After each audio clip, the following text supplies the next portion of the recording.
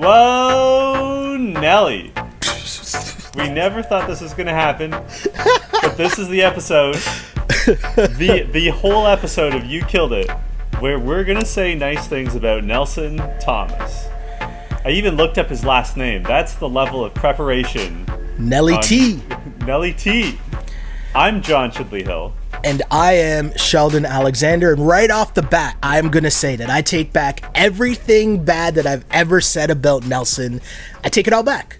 I'm not going to go that far. No, I'm going to say it. I take it all back because this was incredible. This was one of the all-time moments of the challenge, which we'll deep dive into for sure. But one of the all-time performances in the history of the challenge. See, I'm so hype. I'm like knocking headphones out off my ear and stuff. But Nelson, yeah, that was just incredible. Incredible. Before we get into that, there's a pressing You Killed It issue that we must discuss. Sheldon, Okay. You shaved your beard. I did. There's a lot going on right now, and as everyone's been in quarantine for the past 3+ months, 4 months, how long has it been? I don't know. I've lost Time track. is just a construct, right? Time is just fake right now. But we've been in quarantine for however long, and I hadn't gotten a haircut, hadn't shaved the whole time. And at the very beginning of this, I said I'm not going to shave until I'm going back to work. So I'm going back to work soon. But also, we're in the middle of a serious heat wave in Toronto. Yeah. And that combination of the heat wave in Toronto with also wearing the mask with a massive beard the past few days, I was like, I knew I was getting a haircut. And in my mind, I'm like, I'm also going to shave my beard. Because the beard with the mask, woo, it's a heat. That's a heat wave right there. That's a heat wave on top of a heat wave. And to me, I was like, going back to work wearing the mask consistently, it's going to be annoying. Like, I know this sounds like really dumb, but having hair like in your mouth and you're constantly having to like restructure, it was just super annoying. But I will emphasize that my response was not to complain about wearing a mask or not wearing a mask. I just said, you know what? I'll shave because your hair will grow back. So wear a mask, people. That's all I'm saying. Wear a mask, guys. Also, we should say, for those of you that do not keep up with Canadian news, earlier this week it became mandatory to wear a mask in the city of Toronto if you are in a public indoor space, including public transit. So, yes. Yeah. I mean, I've been wearing my mask anyway. I know Sheldon has as well, but it is the law here. Yeah. I just had to point it out because it's been a while since I've seen your full handsome face as opposed to your ruggedly handsome face. Well, we were talking about it earlier. I was trying to remember the last time I was fully shaven, and I had a picture from Batista's bat flip game, which was 2016, 2015? 2015. So I was at that game, and I have a picture of me and my boy Joe. Shout out to Joe. What at up, the Joe? game. At the game, and that's the last picture I've seen where I would have been clean shaven. So I don't know if there might have been once or twice in between, but for the most part, the beard just would have been shaven down. But I also knew that it's been a long time, and you're supposed to clean shave at some point to, like, you know, take care of the skin and, like, you know, do all that fun stuff. So using all those opportunities all wrapped into one, here we are. This is Beard Talk with John and Sheldon. I want to know if there's going to be people who normally listen to the podcast and might watch here and there, but will just try to go to YouTube to see it just to be like, wait a second, who is this motherfucker that's hosting this right now? Because that doesn't look like the same dude at all. What's really funny is because we've been doing like proper YouTube videos throughout this season, you can like see our hair grow week by week. Like, because the first episode that we recorded for this, the preview was the very start of the pandemic. So like you and I both have like fresh haircuts. Like our beards are well trimmed, and then like we slowly get worse and worse. And then I shaved off my beard. I've since grown it back. Yeah. But there's one point where my hair is the longest it had been since like grade 8. And then like the next week it's like I got a haircut. So like it's much shorter, but like it's really funny watching the progress because we're not going in for like the monthly barber stops. Because we went like 4 months. So it's all entertaining. It's amusing to me, and that's all that matters. Hey, it's amusing to us. And I'll say this, John. The progression of our facial hair during the pandemic has nothing on the progression that Nelson has made during his time on the challenge. That's a pro level segue. I'm so impressed. Hey man, I'm here. We're chilling. It's Thursday. I'm fired up. I just watched the episode, and the episode had me all in my feelings. So I'm hype. I'm ready to go right now. I'm ready. So we get back to the bunker after Kyle defeated Josh. Good riddance. P.S. And it was really funny where they're all talking about like, well, now we all have red skulls, and Kyle's like, but red skulls are still cool, right, guys? Like, you know what I'm in the club, right, guys? Yeah. Which made me laugh.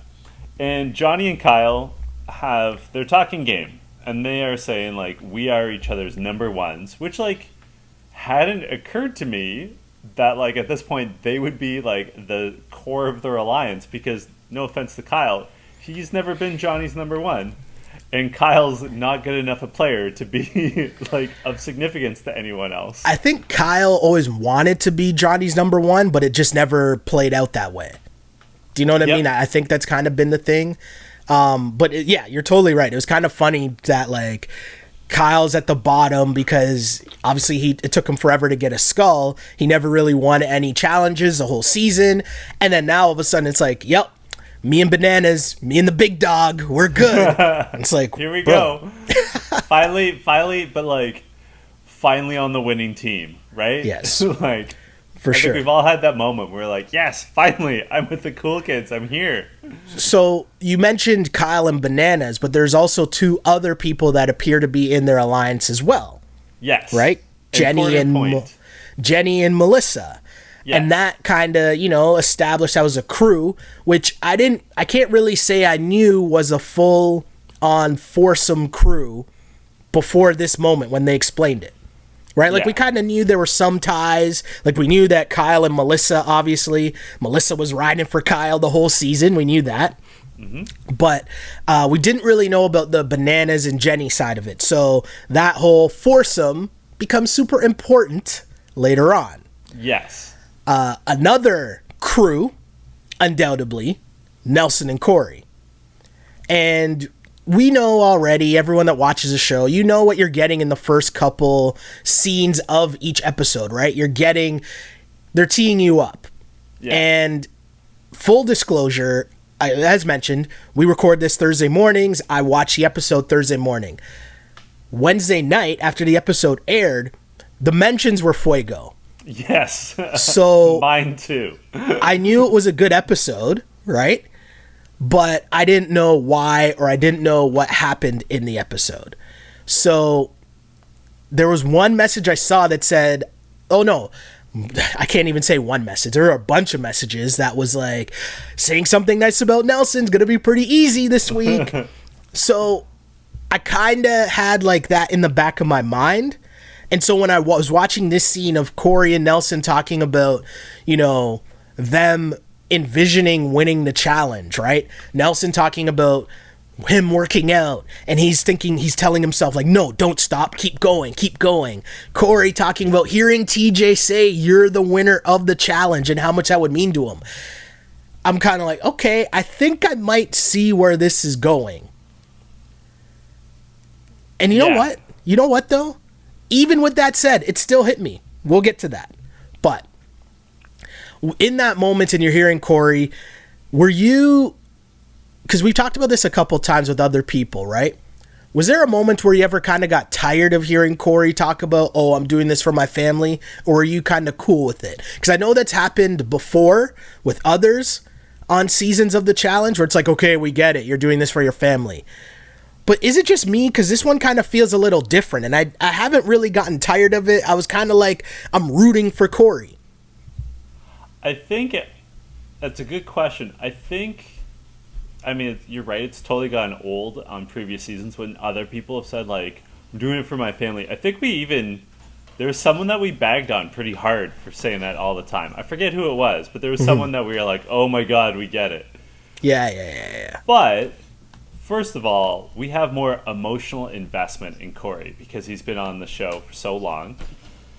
Yeah. And when he was introduced to us on Real World Explosions, I want to say it was Explosions. Yeah. When the exes come in and he was hooking up with the girl named Jenny, I'm pretty sure. It was a girl named Jenny, and then she like immediately flipped to her on again, off again ex when the ex came in the house. Yeah. We've seen Corey come so far, so we have him. Hold on, sorry, Corey. If we're being honest, and this might make it full circle, I'm pretty sure when Corey's ex came on that Real World season, there was a pregnancy scare. There was as well, right? Yeah. Yes. So we've seen, like, speaking of full circle, right? Yeah, you're right. You're totally right. We are emotionally invested in seeing the full ride of Corey.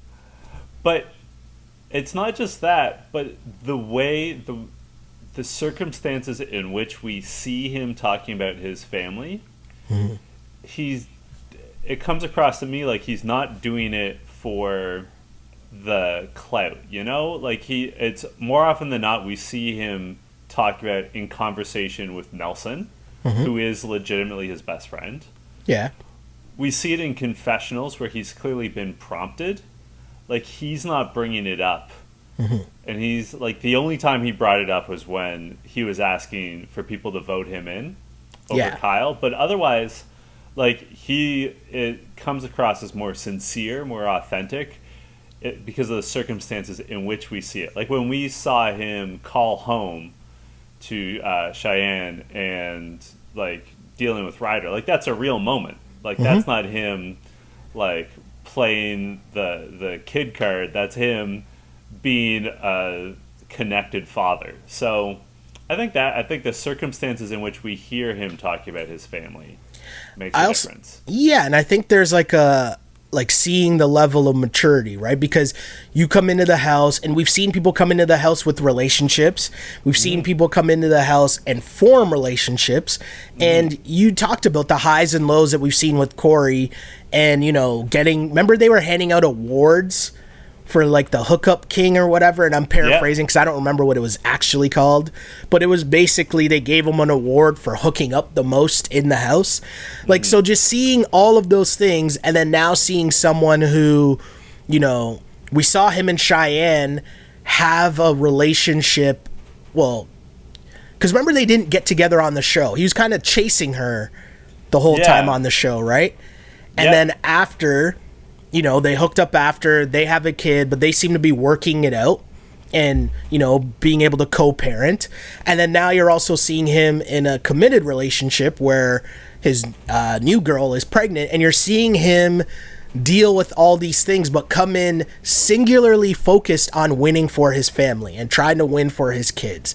And that's admirable. However you want to shape that, however you want to go at it. And maybe with the people before, when we were talking about, oh, this is so annoying hearing you talk about winning for your family, we have a more vested interest because we know Cheyenne, and we've seen Corey in all different facets so far. We've almost watched him grow up, and almost the same way that we talked about, you know, watching Bananas differently, you know, even though it's a much shorter time span, we've seen a lot of Corey.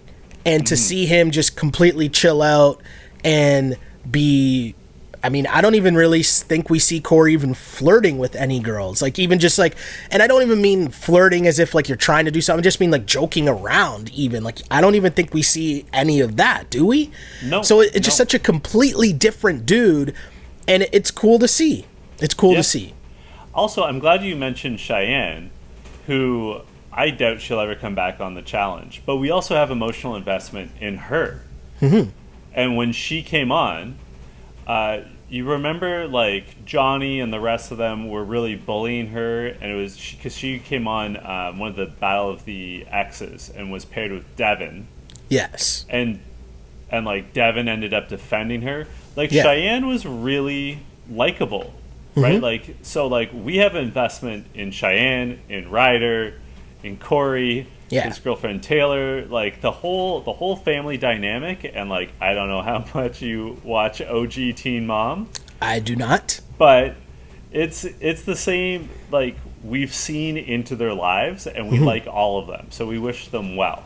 Yes. So, that's I think that's the difference. And even the flip side of, if we bring the Nelson's portion into this, even just within this season, right? Like, we started a segment called Say Something Nice About Nelson because it was so hard to say nice things about Nelson. And then you see how this season has progressed and how much of a factor he's played for Corey's life in the house, because he's definitely been someone that Corey can rely on, Corey can lean on, Corey can confide in and talk to, and how important that's been for Corey, right? Yeah. Because it's tough to stay focused, right? And Nelson's been there to kind of be that sounding board and keep Corey focused and just listen and be a good friend. So to even see that development of Nelson within a season, it's kind of like it's been interesting to see, to say the least. It's been nice to see. So the daily competition is called Crash Course. Yes. And it's pretty straightforward. They stand on stacks of barrels, about 3 barrels high, and then one of the competitors has to drive a car at these stacks of barrels, pull the e-brake, try to drift, spin out, and take down as many barrels as possible. And as a tiebreaker, whoever sends barrels the furthest between men or women, well, that's the tiebreaker if they knock down the same number of barrels. It's also double elimination. So a man and a woman are on the line. Yeah. And I have to ask you, how's your driving, Sheldon? How would you do with this? I don't think I'd do well. Like, I don't think I'd do well either. I don't think I'd do well. The thing is, right, I think it's easier said than done. And I think you have people who had a certain strategy. And I was super interested to know the order, right? Because we always assume that we're seeing it in chronological order, in the order that it actually happened. But that's not necessarily the case, right? Sometimes they're going to just show us in an order that makes the most sense for the edit and the storyline.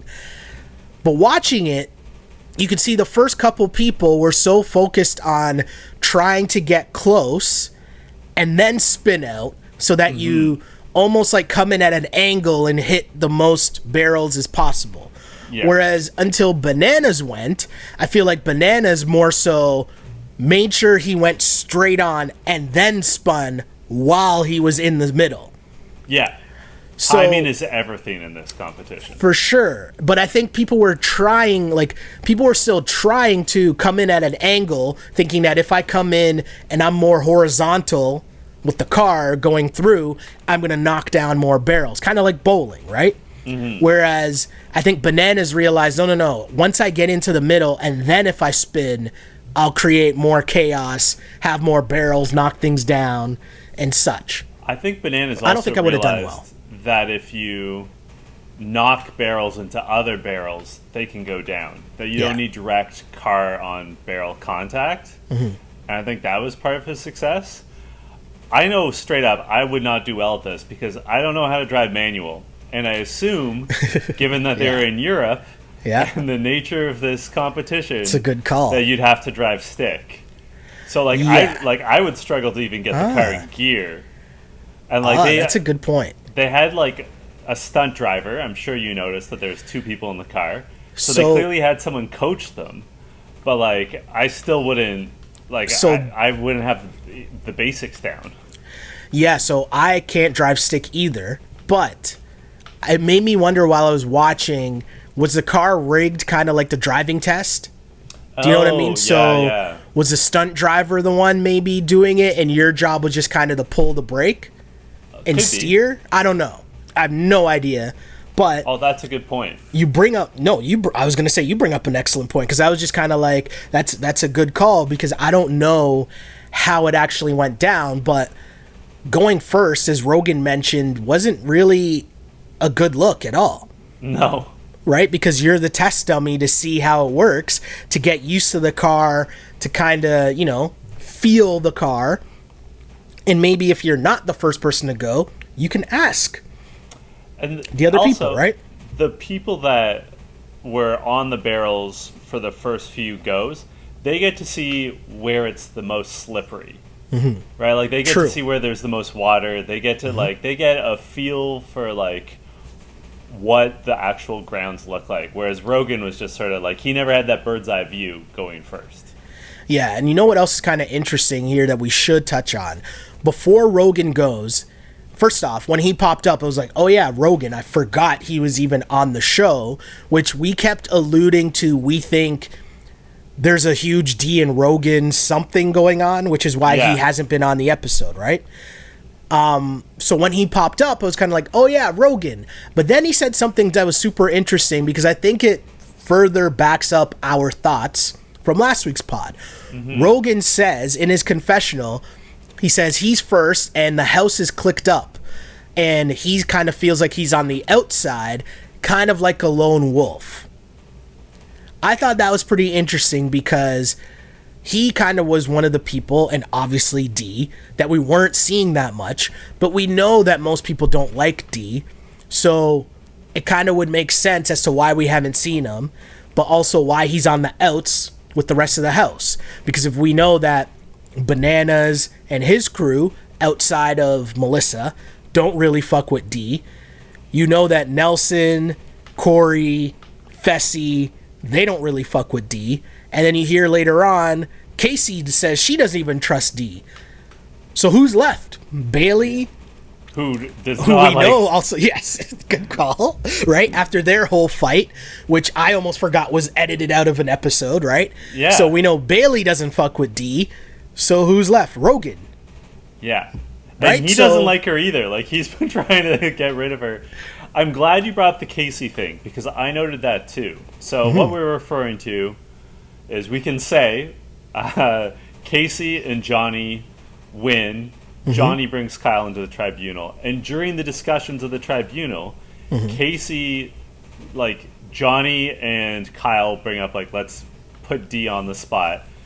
And Casey is like, yeah, for sure. Like, I don't trust her at all. And they, like, very sarcastically are like, you don't trust D? And it really speaks to there was evidently some sort of fight between Casey and D. Yes, something was up for sure. Something was up because, like, it was clear in that conversation that there'd been some sort of dynamic that Kyle and Johnny are alluding to, but we never saw it. And, like, I can't recall seeing D and Casey interact ever, really, on this season, and Casey hasn't been on any other seasons. So, and, like, something clearly happened. We're not advocating for, like, show us the missing D tapes. I'm fine. I'm totally fine. I'm just saying, and you're saying, I think, that there's stuff we're missing about the dynamics in the house. Correct. There are D takes that we are clear.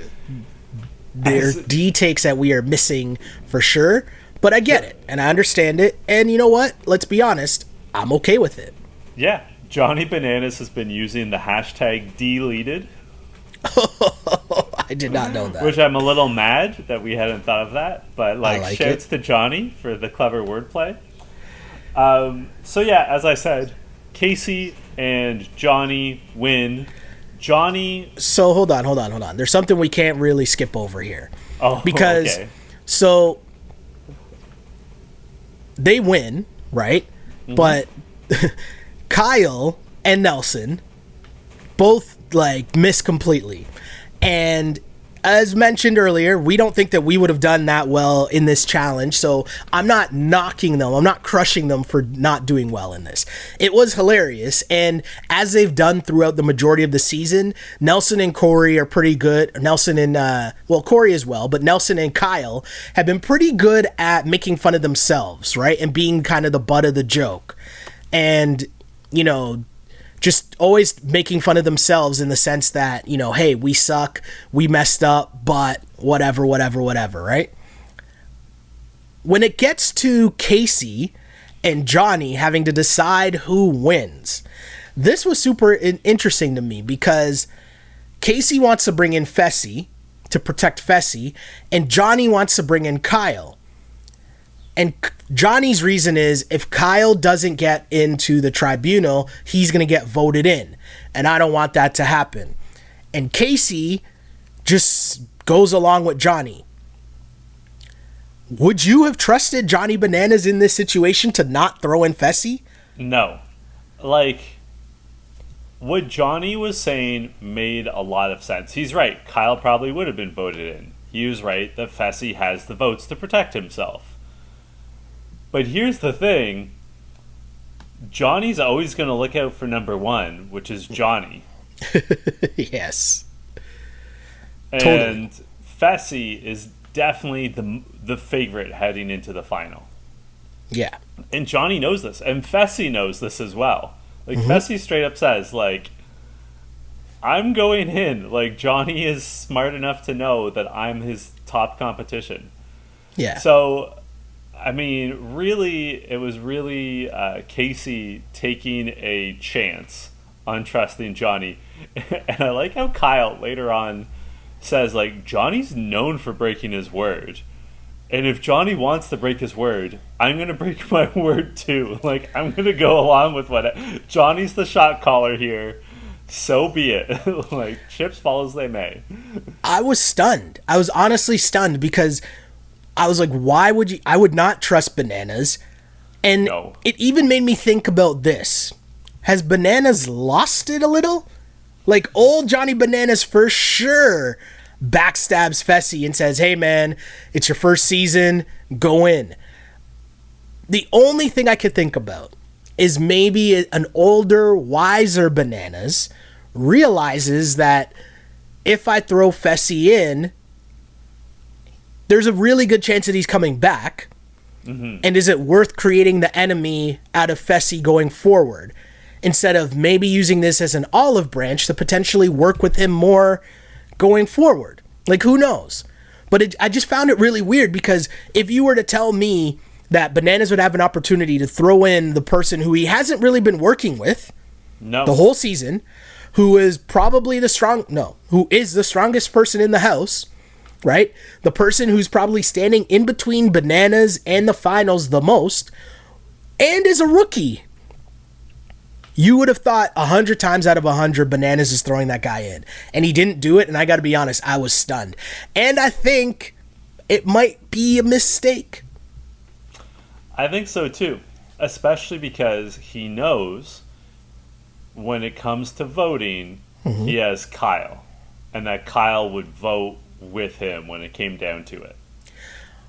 Or also, wait a second, maybe he did it because they don't have but he could have just thrown Fessy. Oh yeah, exactly. He could have thrown Fessy in against, but it depends on who the house would have voted. So it would have been Fessy against Rogan, and, which either way is a win for Johnny.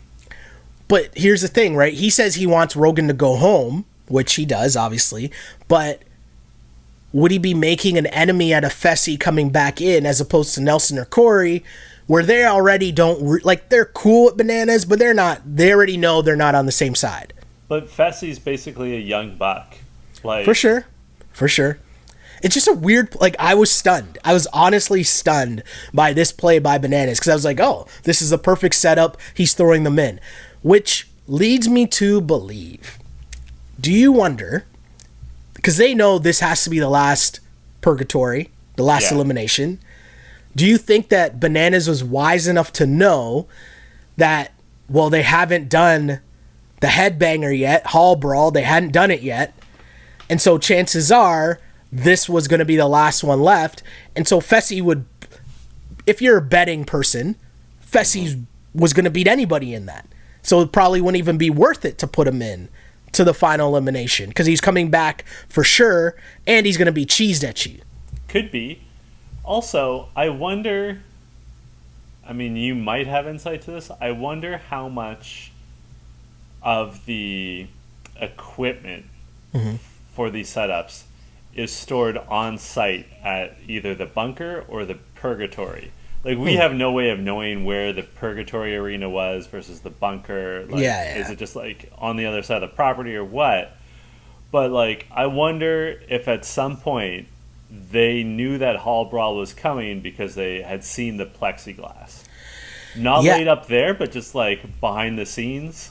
Like, I don't know where they store that shit, and I just, if anyone's gonna find it, it's gonna be Johnny. Like, we've had Wes on You Killed It, and he told us that he and Johnny stole like a casting sheet for Chance vs. Stars. So they knew who the stars were before they arrived, and they started Googling them for like background details. Yeah. So like, Johnny has been on enough TV shows to like look around for like clues like that. So I wonder if he or someone else had seen the plexiglass for hall brawl, or I just think total it's more speculation. Yeah, I just think it's more likely that they know that it hadn't happened yet this season, and so it's got to be. There's one more elimination. It's got to be hall brawl before the actual final. That's just an epic way for MTV to play this out before heading to the final.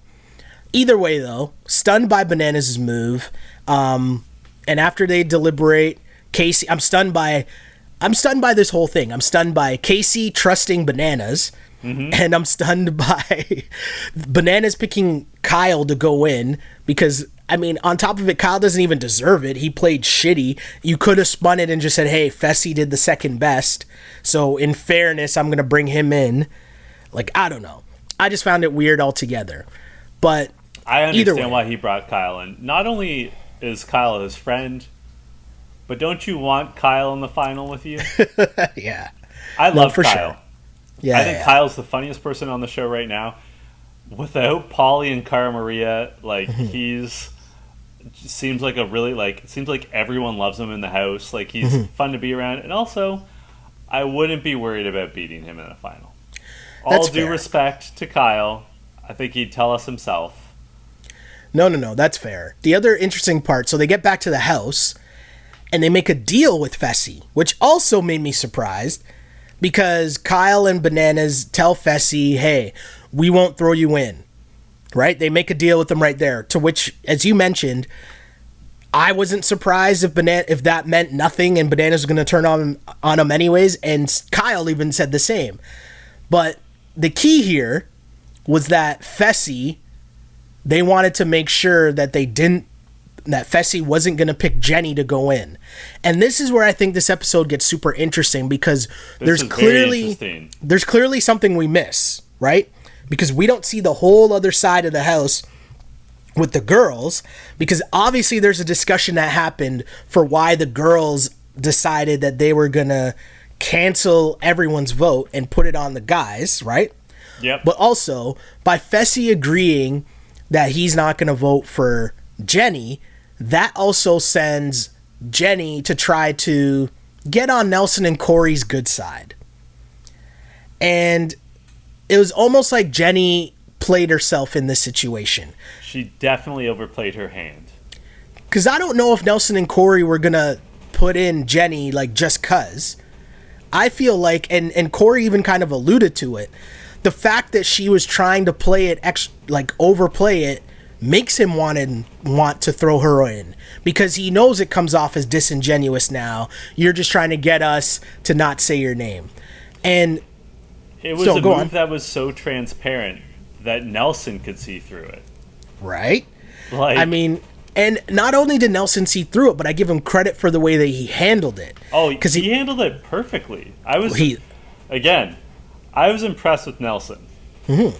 He listened to her, he took in what she was saying, and then he calmly sat down with Rogan and Corey and explained to them, hey, Jenny's basically throwing your name under the bus, Rogan. Like, she's trying to say that she's not going to vote for me and Corey. And the way that he handled it, to have the three of them just sit there and realize, Corey says, oh, I kind of get what's going on now. She's just trying to curry favor with us, right? So that we won't say her name. Yeah. I get it. So she's trying to throw Rogan under the bus and think that Corey and Nelson are just going to be like, oh, okay, so we won't vote for her now because, and I give them a lot of credit for how they played this. Yeah. Well, and also one of them made the point that her being like, her acting like it was a big deal to not say their names when it was clear that Rogan was going to go in anyway. So like, phony. So phony. Yeah. And I'm torn on Rogan. I liked what Rogan said in Confessional, where he said, you know, bless her socks. Bless her cotton socks. Bless her cotton socks. She's trying to do politics for the first time. It's not going well. Not at all. And, you know, as much as we rag on Rogan came into that nomination ceremony, and my guy was just focused. I like the angle he took. That was, okay, well, I'm getting voted in anyways, but I'm going to give a good look here on TV. Yep. And make it seem like I'm volunteering myself to go in. And in hindsight, it was smart of him because it took away Jenny's, quote, air quotes, I'm doing air quotes, ammunition that she was going to protect Corey and Nelson, because suddenly she's not protecting shit because Rogan just volunteered. Exactly. Everything, it was so well played by Rogan, and even the speech he gave where he said, hey, last year I came on this show and I avoided the elimination so much, and I'll be honest, it kind of made me feel like a pussy. And this time around, you know, I don't want to feel that way. I'm just going to go in. I want to go in. And I saw it and I was like, oh, that's a great move by Rogan. And then it hit me. I was like, wait, but he's going in anyways. Yeah, I was confused at first where I'm like, wait, why is he volunteering? A great chess move, though, as you just mentioned, because Jenny playing politics for the first time did not go well for her at all. Because when it goes to the women, what happens? What happens, John? So Jenny votes for D. Mm-hmm. And D immediately votes for her. And I will say, at this point, I'm like, of course. Those two don't like each other. Yeah. And then Melissa votes for Bailey. Yeah. And she says, I'm closest with D and Jenny in the house. Like, I had established relationships with them. I was like, okay. Like, I get that. And then Bailey voted for Melissa. And I was like, wait, what are you doing? Like, the move here is to vote for D if you're Bailey. Mm-hmm. But, as you said, we clearly missed the conversation where all the women agreed to cancel each other out and put it on the guys. Exactly. Because as we find out later, right? So, as we find out later, which I'll touch on this, Bananas and Kyle acknowledged that their whole plan before was telling Melissa, you need to vote for D. They had a meeting, which also they didn't show us, that they were telling her, you need to vote for D, which tells me that there's the whole storyline that we didn't see would have been them telling, hey, Melissa, you got to vote for D.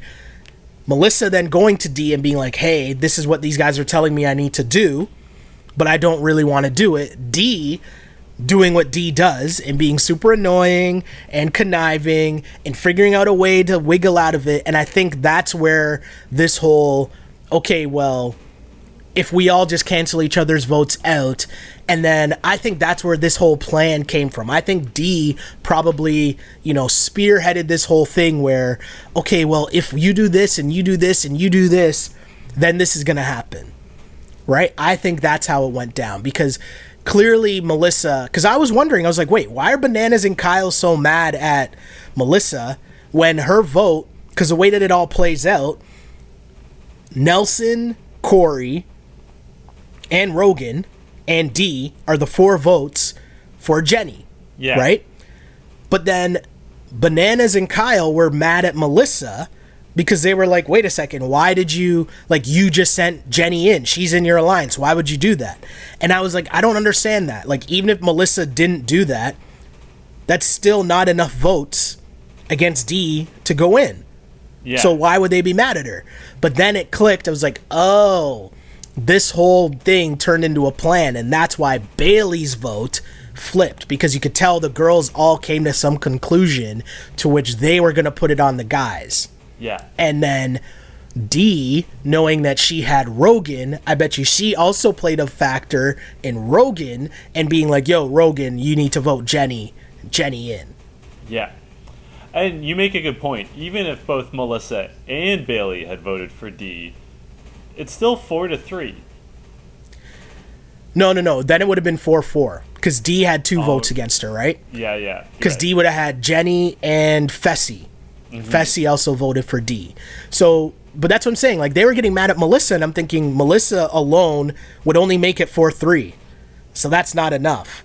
Yeah. But clearly you could, like, what I gathered after Bananas mentioned that their initial plan was to throw D in, right?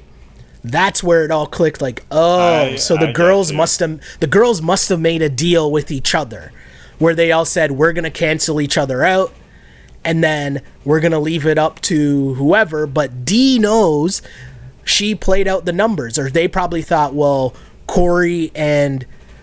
Like, I bet you D even went to Corey and Nelson.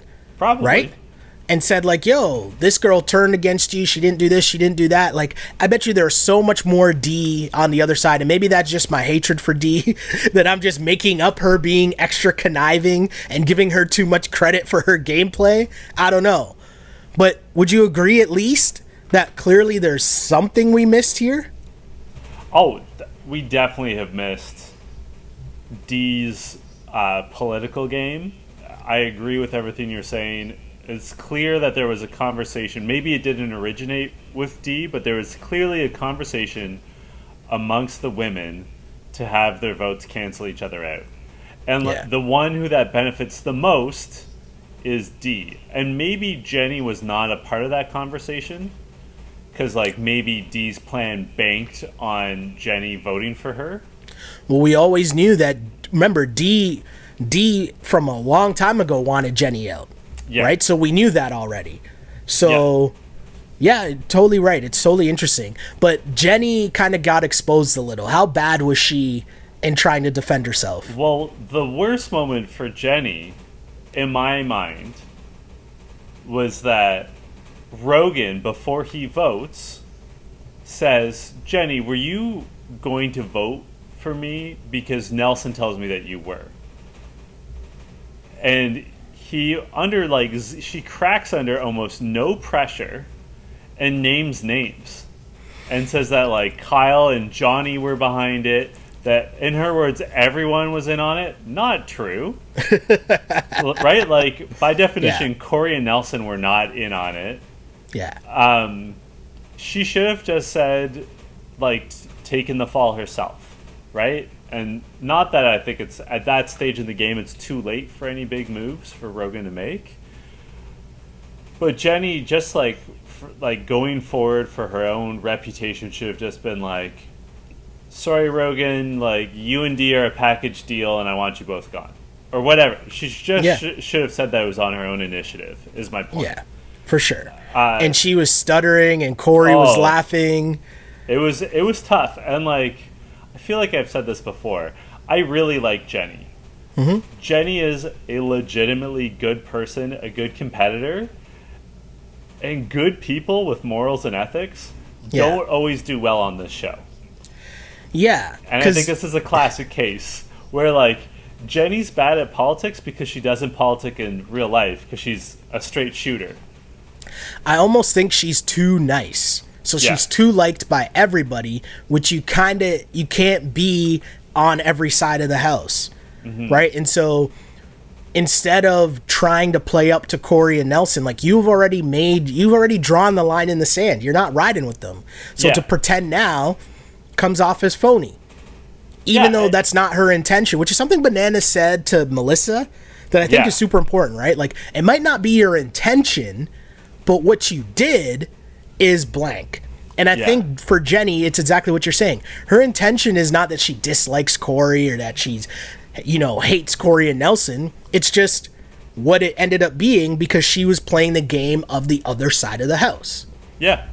And I think this is like something that, I mean, we'll get to this, but you just alluded to it, when Melissa and Jenny get back into like the bunkhouse portion of the bunker, the like Jenny immediately is like, I'm in, and she and Rogan sort of exchange barbs, and then Kyle, Johnny, and Melissa are like left alone in the room shortly thereafter, and Kyle is basically like, hey Melissa, like you fucked up there, and like comes down pretty hard on her and ends up sort of storming out of the room. It was terrible. It was hard to see because like those two are like legit friends. Like I hope Kyle apologized to her for being so harsh. It was also just a jerk move because, like, yeah, okay, so she screwed up. Cool. Yeah. But for you to be like, oh, I might throw you in. Like, if Johnny wants to throw you in, I'll throw you in. I don't care. Like, that was kind of like, nah, bro. She stuck up for you more than Johnny ever did this entire season. Whether it was with Josh, whether it was with Nelson, regardless of who it was. Of anyone who has to be mad at this point, it's definitely not Kyle. Just shut up and listen to whatever Johnny or Melissa end up telling you. But that was just the wrong energy to give out to Melissa and make her cry after she's been riding for you the whole season. Not a good look for Kyle at all. And also, Jenny's mistake here was Rogan tried to help her early on in the season by giving her the heads up that Dee was against her. So when she was going on the whole thing about, oh, well, I owe Corey and maybe I owe Nelson, Rogan was so right. Wait, don't you owe me? Yeah. So everyone messed up their politics. Yeah. Melissa and Jenny messed up. And I don't think it was fair for Kyle to come down so hard on just Melissa about it. But the conversation between Johnny and Melissa that ensued is what I wanted to talk about, where Johnny was... like, she was sort of apologizing and sort of babbling because she was upset. Mm-hmm. And Johnny was like, listen, you had the right intentions. And, like, you didn't see this playing out. But, like, you did not make the optimal decision. Yeah. And this does speak to, I think, a softer, kinder Johnny. And I think an important dynamic that we're seeing in sort of this era of the challenge, and we've talked about with CT, we've talked about with Anissa, is there's still a couple of old heads kicking around that are in their mid to late 30s, right? Like Johnny is, I think, our age, like he's like 36, 37, something like that. But most of the people in the house are under 30. Mm-hmm. And the maturity level, the life experience between a 25 or 26-year-old, which I think Melissa is, and Johnny, who's like been on this show a million times, it's hard. I'm sure you've been in this circumstance in real life. I know I have. It's hard not to like just console the person, and like you don't want to be like condescending. Yeah. But you also be like, hey, this is like a learning experience. You're young. I've made the same mistakes. It sucks, but you're gonna learn from this. Mm-hmm. Like I've certainly had conversations like that with coworkers, with friends, with colleagues. So like I see why Johnny's a little softer, a little kinder, because whether you like it or not, you're now the voice of experience. Yeah. No, totally get it. Totally agree. Yeah, it was just super interesting to see for sure. And I think that, you know, on the girl side, it was a good lesson for them. And, you know, maybe we're kind of being unfair to the girls because we don't know what really happened. Yeah, what was said. We don't have the whole story. Yeah. So, Bailey, Dee, Corey, and Nelson are the nominees. Mm-hmm. And we already sort of alluded to this. I mean, the big choice, I guess, was putting in Dee, and we already spoke about how they twisted Casey's rubber arm to put her in. And I think the big moment comes shortly afterwards, where it seems like Nelson called Kyle and Johnny to have a conversation with him. Mm-hmm. The three of them are, like, Johnny and Kyle are already sitting down, and Nelson jokingly starts to make a speech about not wanting to go in, and then he sits down and he gets really real. And like, let's say it, like, I can't say that this is the line of the episode because I can't recall the whole thing that he said.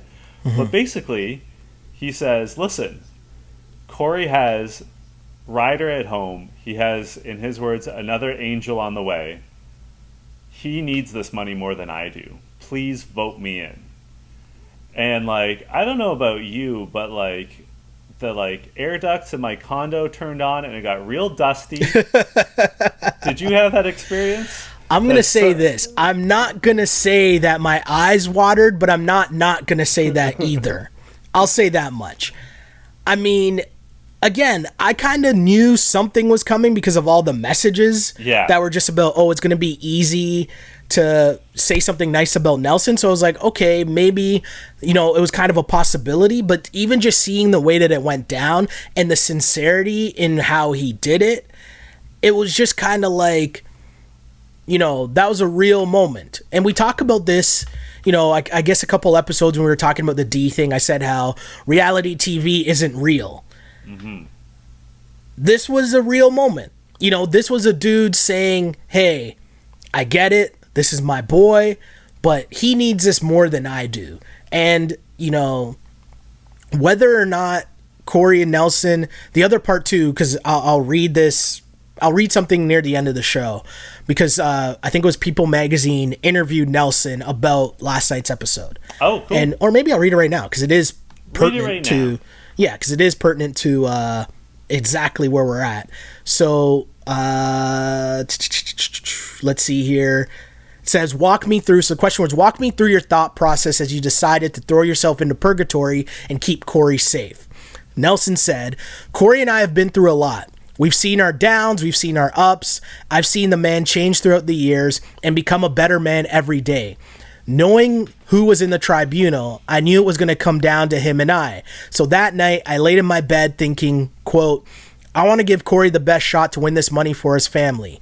I wanted him to give Ryder and his little unborn child the best opportunity to have the best life. Sidebar, this is the part that kind of really got me. He said, because I know... He said, the best opportunity to have his unborn child give the best life, right? Then he says, because I know him and I growing up, we didn't have a father figure in our lives. We didn't have the opportunity to have the best school or the best clothes or just live that life that you see on TV. So I knew what he was doing it for. I knew what I was doing it for. And I came to the conclusion and said, quote, I've got to take this bullet for him. I will. Close quote. So I'll say this. In the moment watching it, and I'm struggling to say this because I'm not trying to conflate the two issues at all. But I'm saying with everything that's going on in the world right now, I'm going to be super honest, as a black man, it was super important and it probably has me in my feelings a lot more than normal, but it was super important to like see that and then to read that because I was gauging it from Nelson and Corey's conversation already and watching Nelson do it. So I was gauging that, okay, I see what this guy's doing and that's incredible to see. Then to hear him say that, to further back it up and emphasize, listen, I see what this man's trying to do, and it's bigger than this game. It's bigger than our friendship. It's bigger than me winning $1 million and going to pop bottles, right? Mm-hmm. Like, to see that and hear him emphasize that, it took me back, and I was like, whoa, like, man, I take back everything I ever said bad about the dude, because that's a big time move. And I know there's going to be someone who's a cynic or people who are cynics who are like, oh, well, maybe they made a deal where if Corey wins, he's going to give Nelson some money and whatever. And I don't even care if that's the case, because at the end of the day, you're here trying to win $1 million, but you're also on a TV show. So once you remove that angle of the fame or popularity or whatever comes out of winning the challenge, and you say, I'm going to put that on the line for my boy because I know what he's going to do this for. Later on in the interview, Nelson talks a little bit more about like karma and just like doing the right thing. And I thought that was super interesting because you realize, you know, as much as we laugh and joke, this is a real situation, right? $1 million, however you cut it, that's real. That could have a real impact on someone's life.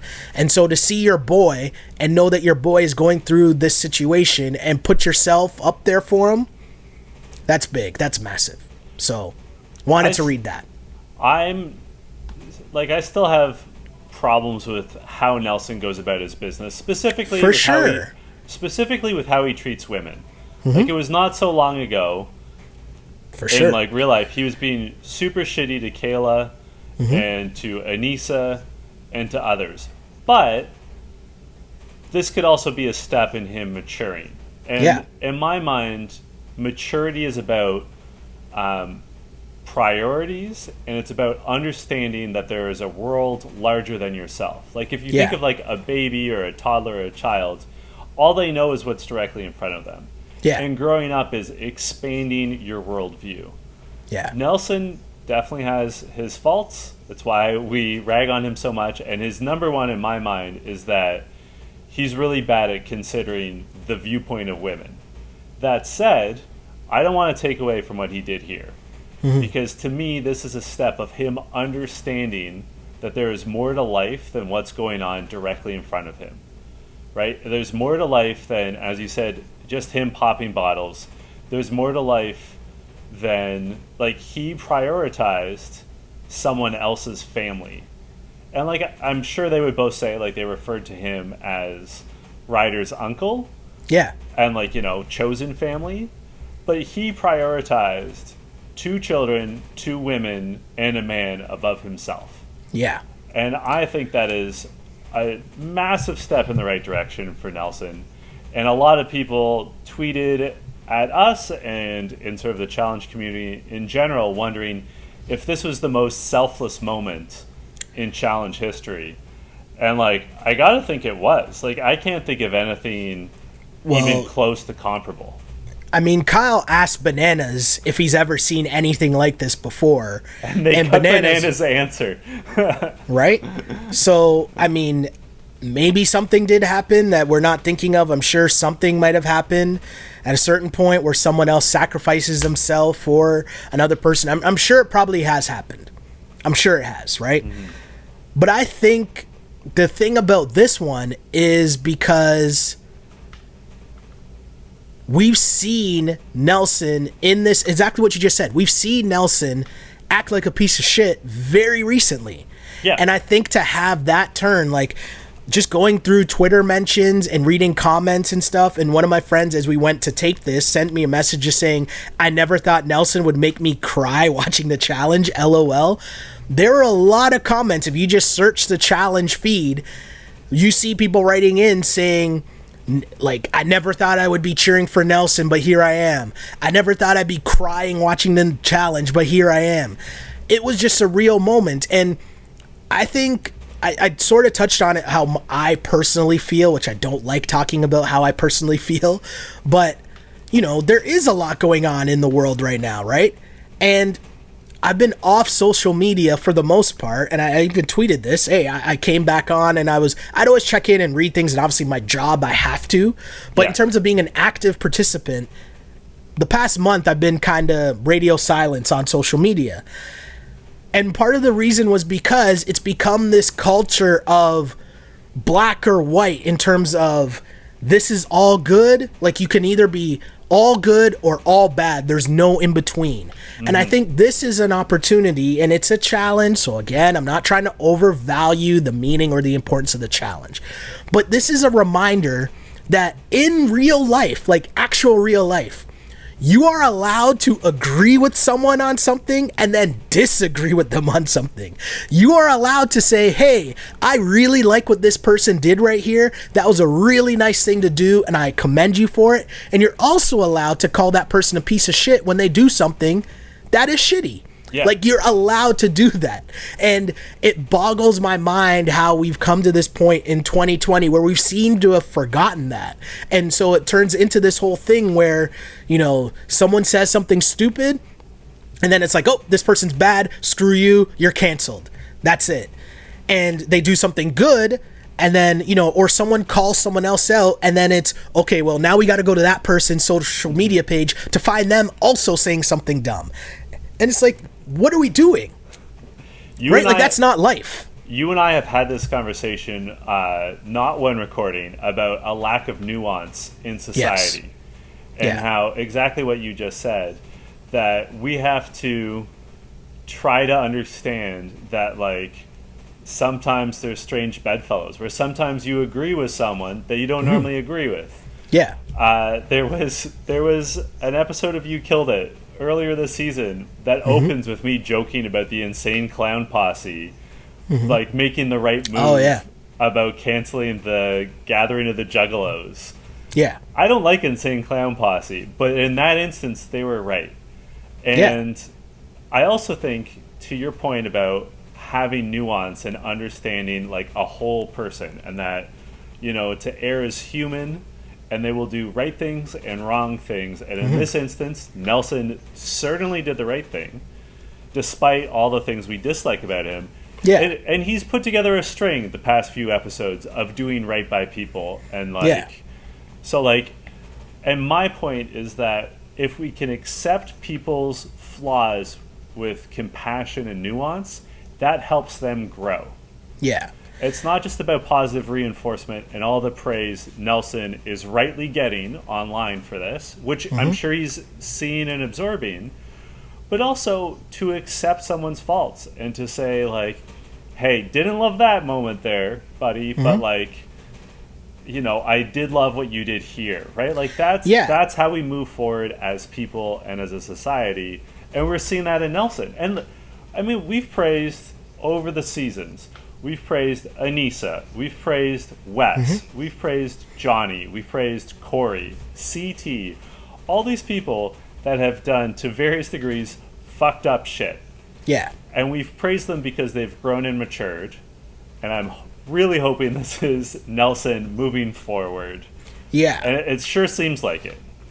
And I mean, hey, I came on at the very start of this episode and I said, hey, I take back everything I've ever said bad about Nelson. And I hope people, I mean, you're not seeing the huge smile on my face as I'm saying that, but I've really, you know, it was important for me to say this now because to understand the nuance in the conversation. And I obviously literally don't mean I take back every single thing I've said wrong about Nelson. Like, again, there's a segment on the show called Say Something Nice About Nelson because that's how much we were calling out Nelson and crushing him for doing the stupid things, right? So, you know, just understand the difference and have the ability to have the conversation. And the reason I felt okay enough coming on at the start of this podcast and saying, I take back everything bad I've ever said about Nelson is because I know we're in a platform where we're having the conversation, and I know we're going to have the actual full-length conversation afterwards, right? I'm not just out here tweeting in 140 characters or whatever it is on Twitter now. Nelson is the greatest person ever. Like, that's not it. Nobody's like, we're all complicated human beings. We all make mistakes. We all do fucked up things. We all do good things. But so when Nelson does something really shitty, we call him out and we rip him on the show. And when he does something really, really good, hey, we call that as well, and we applaud him for that because this was a moment, and I don't know what it is, and it made me feel better seeing all the comments on social media because I was like, I'm watching it and I'm like, is it just me, or did that just hit me in a certain way? what's going on right now? Is it just me? And then I started seeing other messages. I was like, okay, good job, MTV, good job. I want to read some of those messages that we got because they were really nice. Let's start with Julia Lamanna. I hope I said your last name right, Julia. This is the first time she messaged me, and she says, all caps, say clap emoji, something clap emoji, nice clap emoji, about clap emoji, Nelson. Who else do we have? I had running some errands, says, wow, Nelson really coming through. He's really not that shitty guy we thought. Giving away that opportunity to Corey is so humble. Yeah. Tanera Rest messaged and just said, holy shit, Nelly, friendship. Hold on, I got more mentions. Oh, there's a lot. It's lit. It's fuego, as you said. Rams fan 2689 says, the name of this week's episode of You Killed It should just be Whoa Nelly. I vote for it should be Say Something Nice About Nelson. Yeah, I agree. I think that's what we'll do. Lucas Wyatt says, I was actually rooting for Nelson in this episode. Is this real life?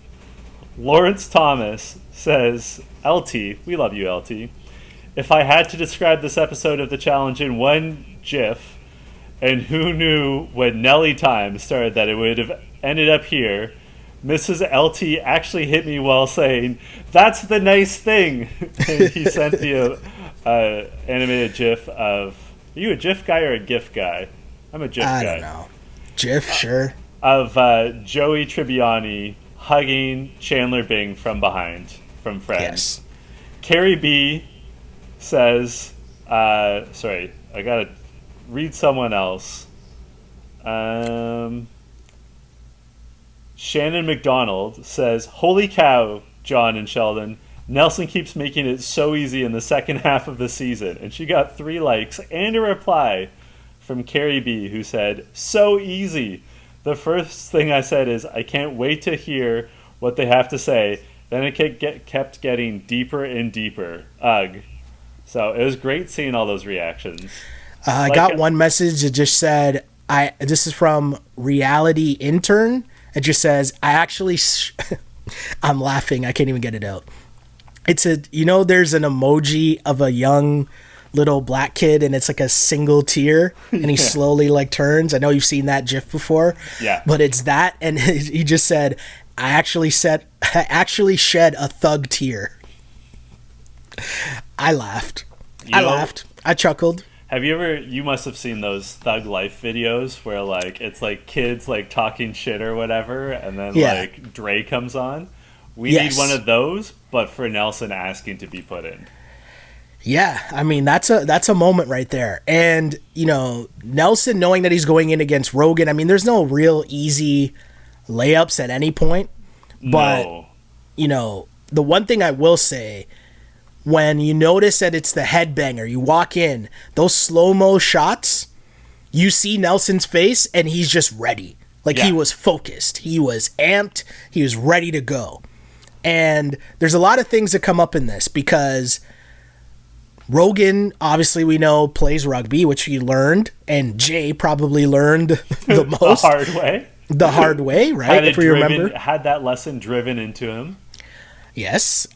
So we know that Rogan was going to be ready. And for people who might be new to the podcast, one of the things that we talk about all the time when it comes down to this headbanger of a challenge or of an elimination is, yes, there's people who want the smoke and people who don't, because you can be big and muscle bound, but that doesn't mean that you want contact. And that's all this challenge is about. Can you endure the contact? And there's 2 sides to this. We know because we've seen Nelson perform in a challenge like this before, but we've also seen him in contact challenges, so we know he's ready and he wants to smoke. We just talked about the rugby career of Rogan.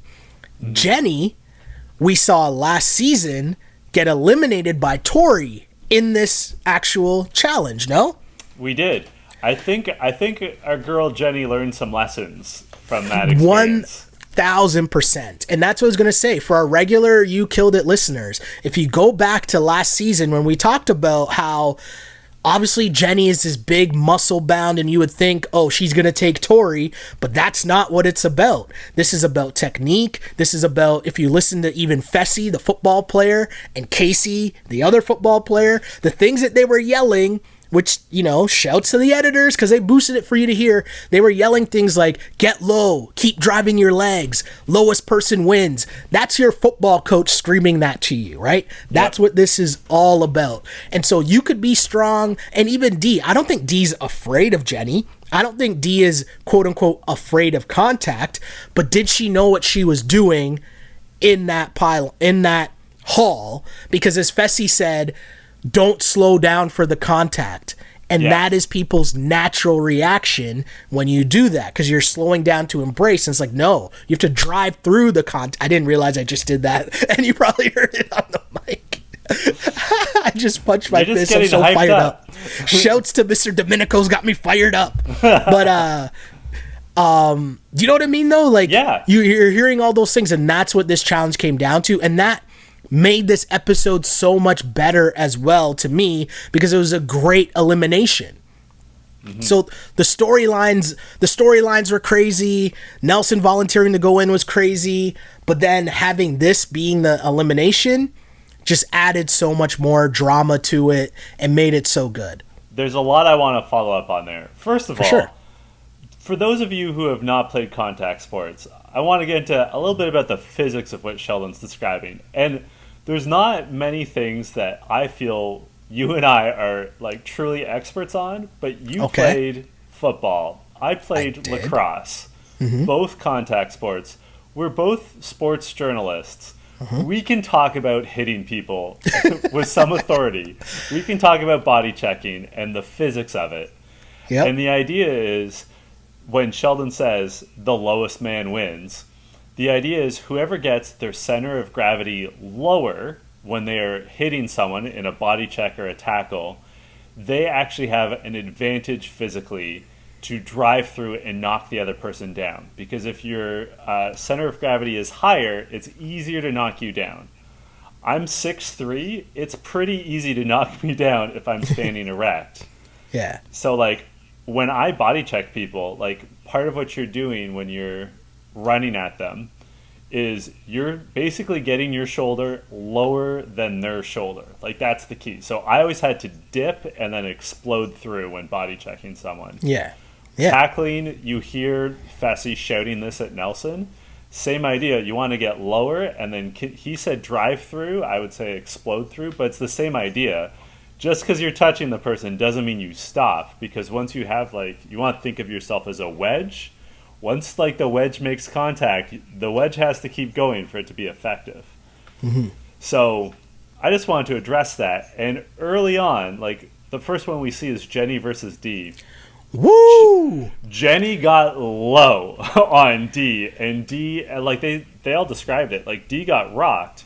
And although Jenny is a taller person than Dee, because she got lower, Dee learned a valuable lesson about how important it is to have your center of gravity lower. And also, she got too, smoked.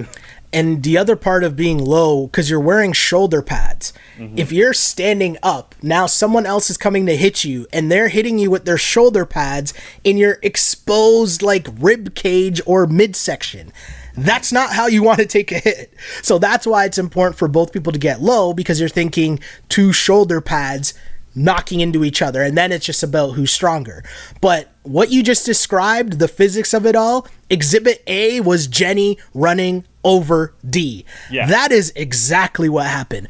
Jenny did that shit for Wakanda. I was so hype when Jenny ran over Dee. I was like, yeah. She didn't know it at the time, but she's repping for us right there. She ran over her.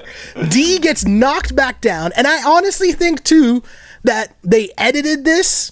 They over-edited it to make it look less as impactful as it actually was. Because she fucked her up.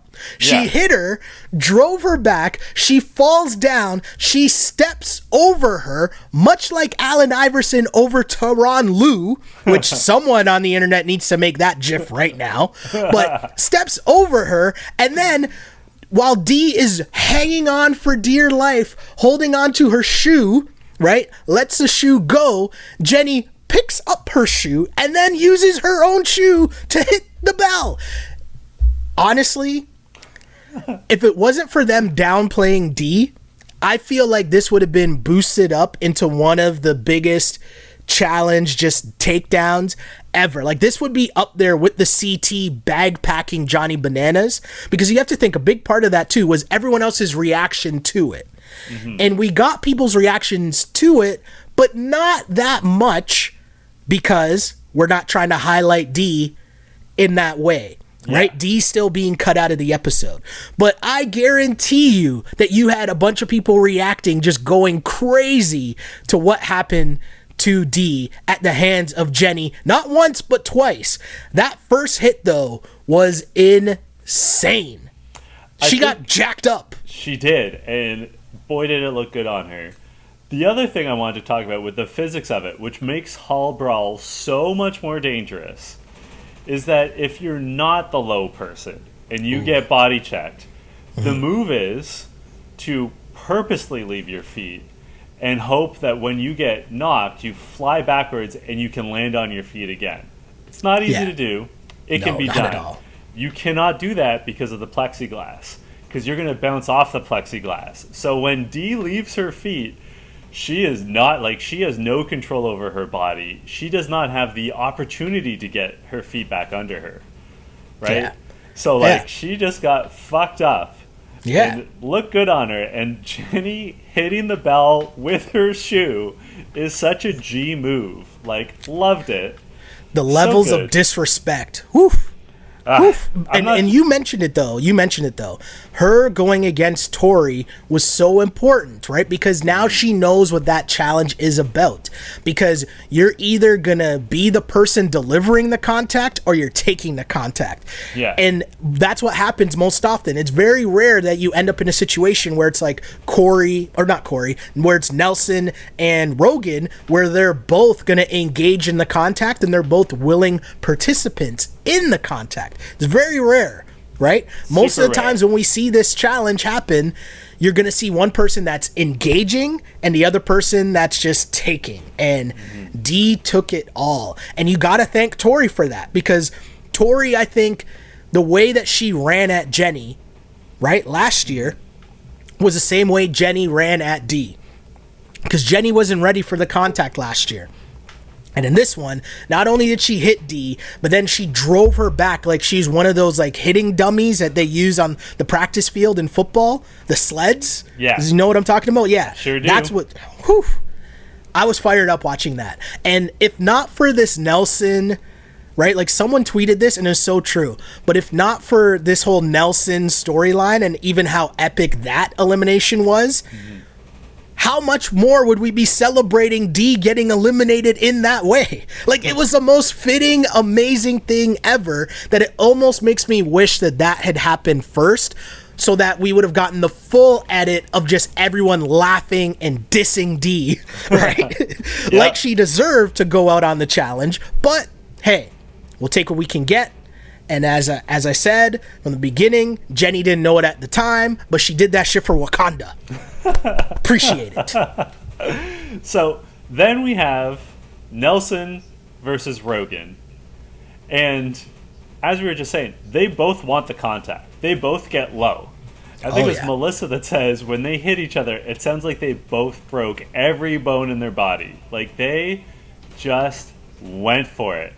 And unfortunately, Nelson, like, I was rooting for Nelson here after that. Like, how great would it have been if he'd made that gesture and he'd won? Yeah. Unfortunately, he actually finds himself sort of past Rogan, but still holding on to Rogan to try to keep Rogan back. And he's so in the zone that he doesn't hear people shouting at him that he's actually closer to his bell. Yeah. And I would say, like, tail of the tape between Rogan and Nelson, I would say Nelson's faster than Rogan, and Rogan's slightly stronger than Nelson. Like, that's my impression. And I'm not taking away from either of them. I think Rogan's very fast. I think Nelson's very strong. I just think Nelson's slightly faster, Rogan's slightly stronger. And unfortunately, Nelson doesn't realize that if he just let go, he would have, first of all, been slightly closer, probably faster than Rogan, and maybe if he'd like jerked Rogan, Rogan would have, I almost called him Joe Rogan, Rogan would have tripped up, and Nelson could have taken the first round. Yeah, it was a tough one because you could tell Nelson was fired up. I think maybe he even surprised Rogan with the hit, and Nelson, not only did he hit Rogan, but then he pushes him back. And I was kind of surprised because at first I was like, okay, Nelson's holding his own. Because to be honest, of course I wanted Nelson to win, but I didn't think he was going to win. But with his first, I knew that it wasn't going to be easy for Rogan, right? But Nelson put up a really good fight in that first round. You mentioned he's pushing him back. And if he just let go and started running, it would have been so good. But I think that, as you mentioned, he got caught up in the moment of knowing, like, you hype yourself up for the moment. You hype yourself up for the contact that, like, you almost forget the game side of it, right? You psych yourself up for the contact portion of it, but you lose sight of, oh, where am I? I need to just run. And then I think if he does that, that changes the whole dynamic of it, right? Because not only did you exude so much energy in trying to hold Rogan back, and now you have so much taken out of you, but then you lose that first one. Whereas imagine if you have all that energy taken out of you, but then you win the first one, you're extra juice. That adrenaline's flowing now. Now you're like, okay, I got him. You're more confident going into that second round. And maybe it rattles Rogan. Maybe he starts to overcompensate. Maybe he makes a mistake. Like, who's to say what happens? Yeah. But you don't know. Yeah. And then in the second one, it's close again. Yeah. Rogan definitely got lower than For Nelson sure. and lays a big hit on Nelson. But Nelson gets scrappy, holds him back, ends up tripping him. At one point, I thought Rogan was going to carry Nelson the entire way to Rogan's I thought bell. so too. Oh, yeah, I thought so too. But Nelson sort of gets out of that situation, pushes Rogan back a little bit. They scrap, they're fighting. And Nelson trips up Rogan and starts to sprint for his bell.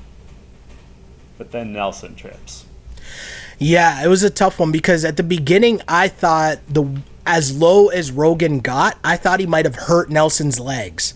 Yeah, right? Because it looked bad. I thought Nelson might have flipped, or I thought Rogan might have carried him, as you mentioned.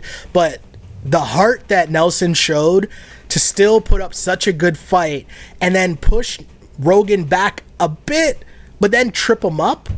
When he started running, you could tell that he just couldn't gain his balance. Because if he did gain his balance, he wins that round.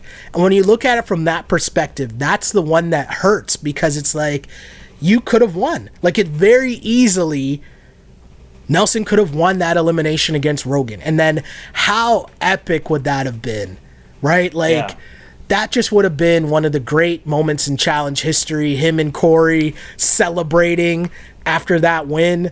Like, that just would have been incredible. Seeing D and Rogan get eliminated together would have been funny as well. But, I mean, he gave it his all.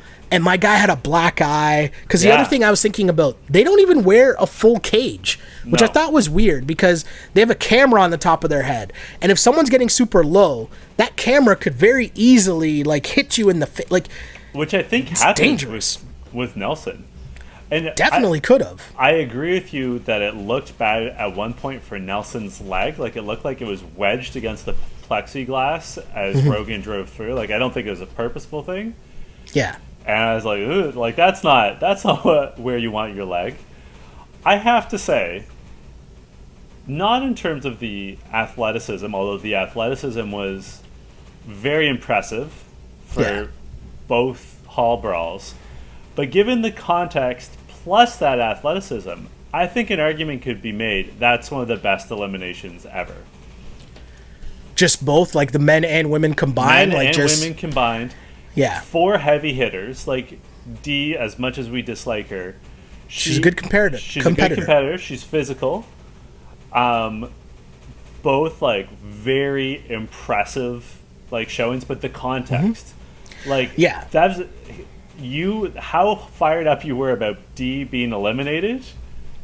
Like, I've never seen you so passionate about an elimination. And, like, I'm with you. Like, I'm right there with you. Yeah. But given the context of how virtually everyone watching this show hates D, even before the racism, we weren't sold on D, but the racism obviously took it to another level. Then Nelson's sacrifice for Corey, the heart he showed, the fact that neither Rogan nor Nelson showed fear, like, just given the whole context, one of the best eliminations ever, right? Like, that's a great point. It's got to be up there. It's a great point because, the hype going into it, you kind of knew it was going to be a good elimination, but rarely does it live up to the hype. And I think the way that Jenny won was incredible, but then the battle that Nelson put up was incredible, but then the context can't be lost, right? Like, seeing Corey when Nelson goes down, because the other part that came out was Nelson didn't tell Corey ahead of time. No, we sort of glossed over that. That's the part that really made me teary-eyed. Yeah, because he said that he didn't want Corey to overthink it or to think about it or to even try to just tell Bananas and thing like, don't listen to Nelson, do whatever you guys are gonna do. Like, he didn't want any of that to happen, so he didn't want to tell Corey. He didn't even, and he said he left a note for Corey as well, right, in case he lost, just saying, hey, don't even worry about it, don't sweat it, like, you got this. I did this for you. I did this for Ryder. I did this for you. Don't worry. Like, he left a note for him and everything, right? So you add in the context of all that. You add in just the great editing and the shots that, you know, when you see Corey take that all in, like, there's a moment where they're showing everyone celebrating that they find out that they're all going to the final now, and Corey is not celebrating at all.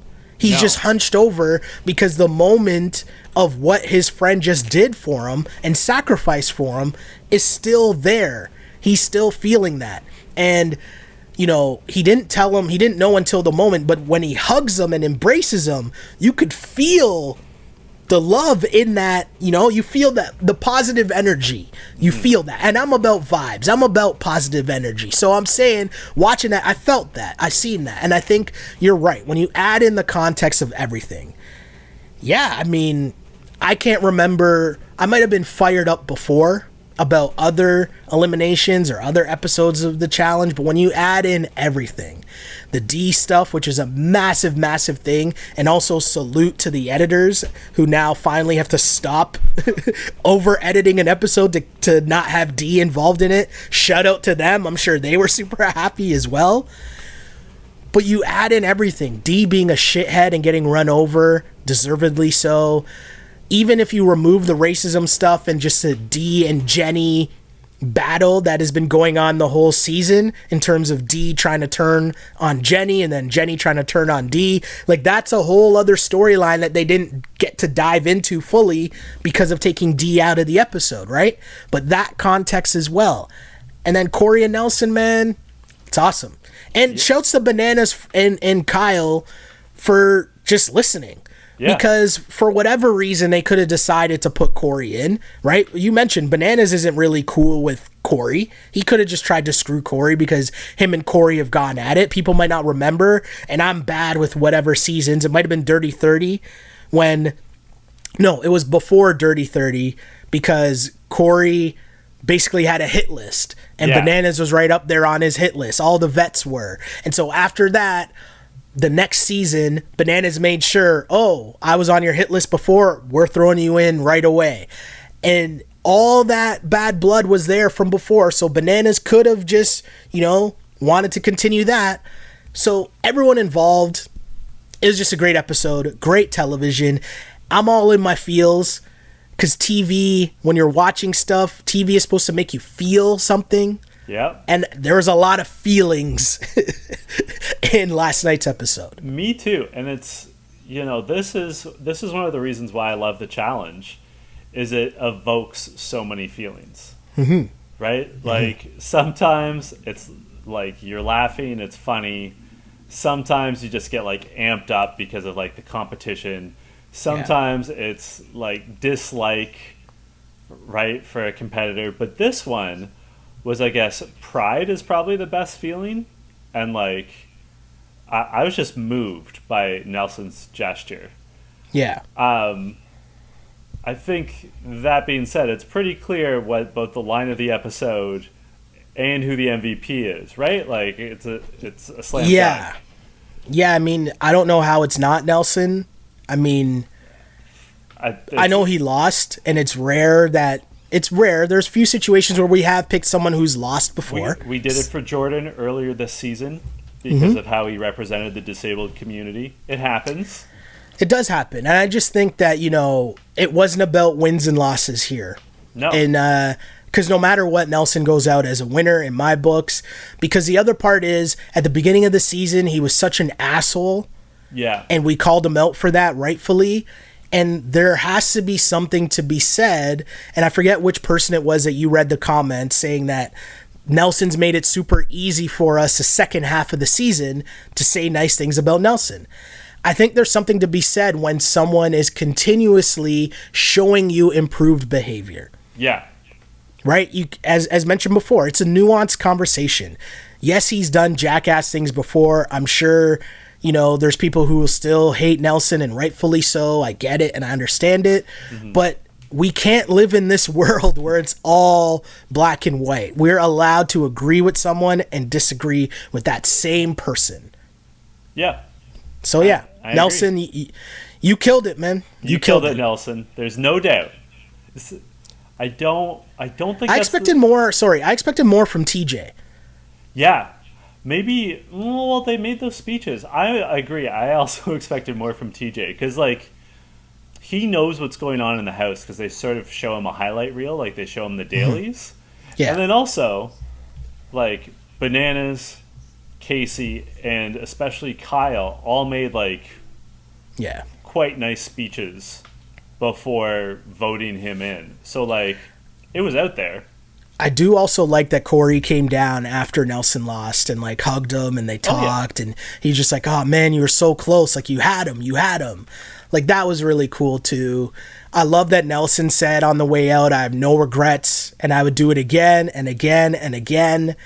Like, yeah, I just thought that was really cool. And on a show sometimes where we get lost in reality TV being stupid and jokes and whatever, that was a real moment. And yeah, I can't wait to see what happens. I really hope Corey wins. I hope he doesn't put too much pressure on himself now. Yeah.